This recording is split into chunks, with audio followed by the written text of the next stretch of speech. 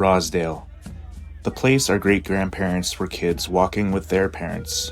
This place where they'd meet other family and friends, eat, share stories, garden, fall in love, dance at the exhibition grounds, and have ceremonial funerals and create memories that would be passed down through generations.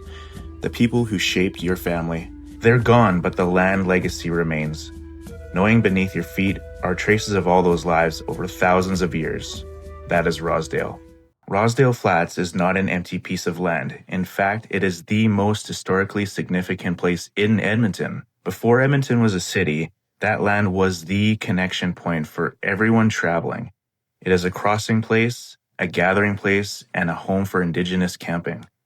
Dolly Ross, Donald Ross's daughter, noted, remembering First Nations camping by the electric plant.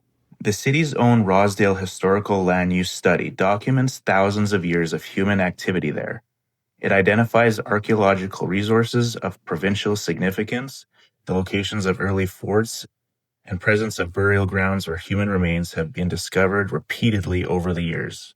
In Alberta, burial sites, human remains, archaeological resources, Indigenous traditional use sites, and historic resources are all subject to legal protections and oversight, like from us, because society recognizes that some places are too important to lose.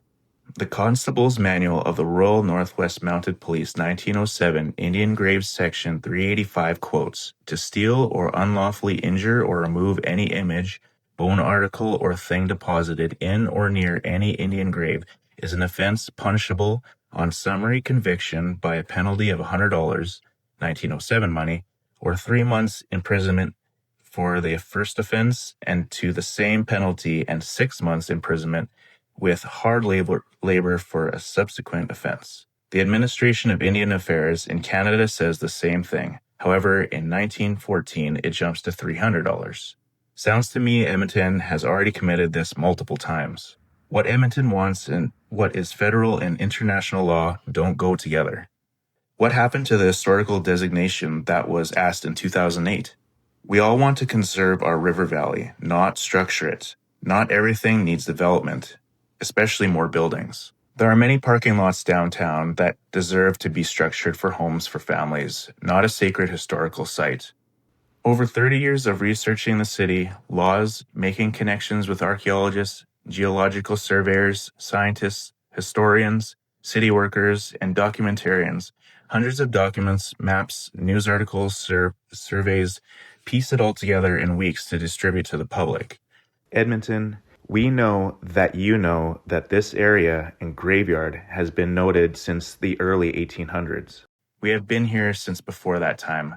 The puzzle pieces come together. So, strike one, land and script negotiations. Google John A. McDougall and Richard Secord's script scam. Strike two, mass ethnic cleansing genocide and the 60s scoop. Google Camsell Hospital. Strike three, no consulting with the Indigenous, breaking the law and destroying Rossdale, a historical sacred site for the use of property, not to mention trying again with the gondola. Sometimes the city needs to be reminded of its atrocities, and Edmontonians deserve to know as well. The city thinks the longer it waits between time periods, the more we forget. On contrary, the internet has provided unlimited resources for us to use and laws to back up and to distribute to the public. Edmonton has this last opportunity to stop complete historic elimination. We're giving the city an opportunity to not break a massive law again. We have reached out to the city, and the silence back says a lot.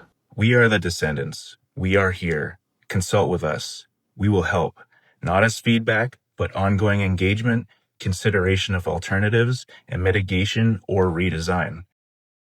No more lip service from the city. Appellate lawyers, archaeologists, historians, documentarians, and people of this area, please help us. Preserve this historical site. No buildings here ever.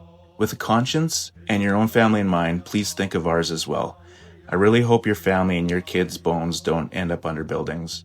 Everyone deserves to be remembered appropriately.